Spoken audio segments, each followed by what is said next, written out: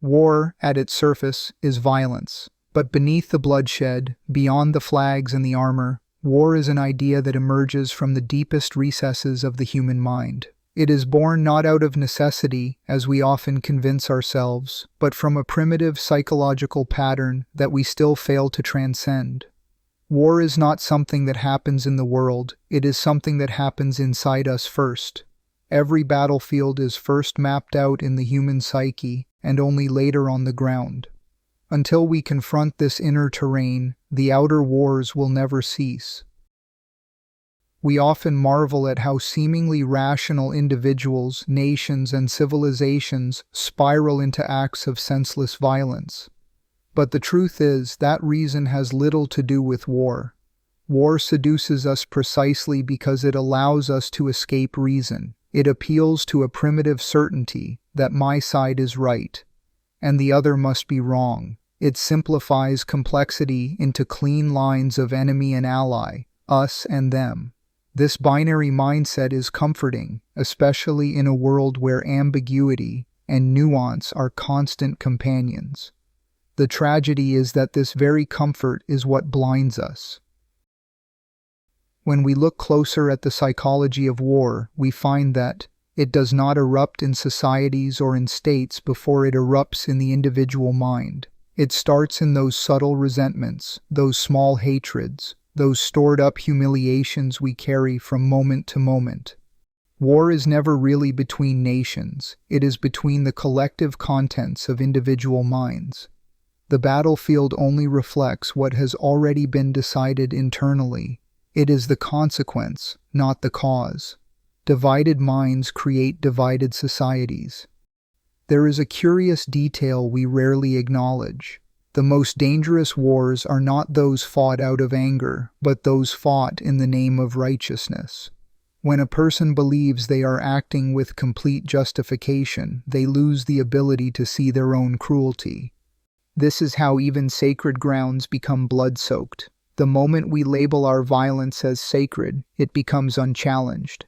And it is at that moment that humanity is truly lost. We forget that once a ground becomes a site for killing, it is no longer righteous, no matter what name we gave it before. And what of the leaders who drive others into war? Too often, they themselves are blind, not always physically, but inwardly. The blind mind, seeking control, creates blind followers.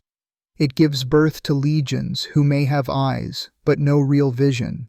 A society led by such blindness cannot see where it is heading, and yet, from this blindness, entire generations are taught to kill in the name of vision. The irony is bitter and repeating. There is another mistake we make. We assume that war requires a hardened heart. But sometimes it is the overthinking heart that leads to paralysis. We are caught between the brutality of action and the weight of reflection. One who sees clearly often cannot move, while one who acts without seeing moves with terrifying ease. This is the inner conflict, the tension between knowing and doing.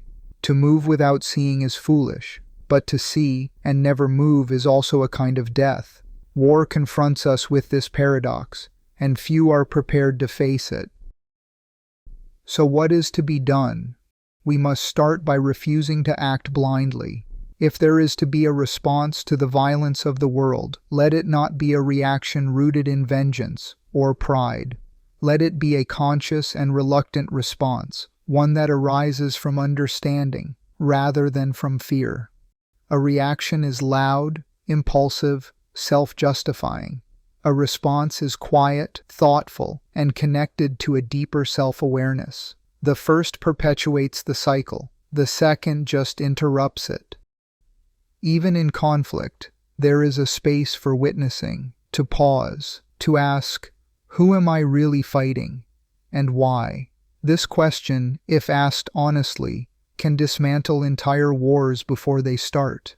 But this kind of self-awareness is rare, because it requires a courage we don't often talk about. Not the courage to kill, but the courage to see, to observe one's own mind before pointing a finger at someone else's.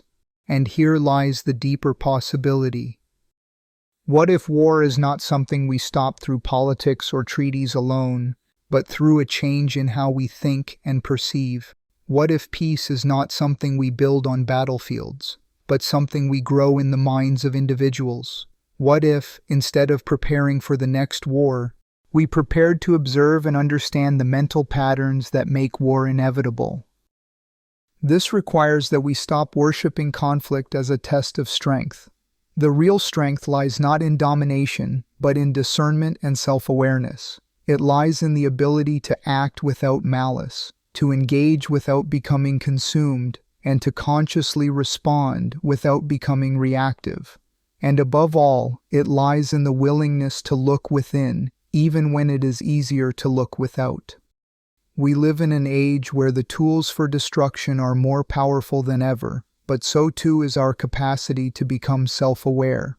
This self-awareness, if nurtured, can become our protection. Not protection from death, no one can guarantee that, but protection from becoming what we hate in others. And perhaps that is the final war worth fighting. Because if we do not learn to deal with the conflict inside us, we will always be at war, no matter how peaceful the world appears on the outside. And if we can begin to make peace within, we will discover that the battlefield was never outside us in the first place. It was always in the mind.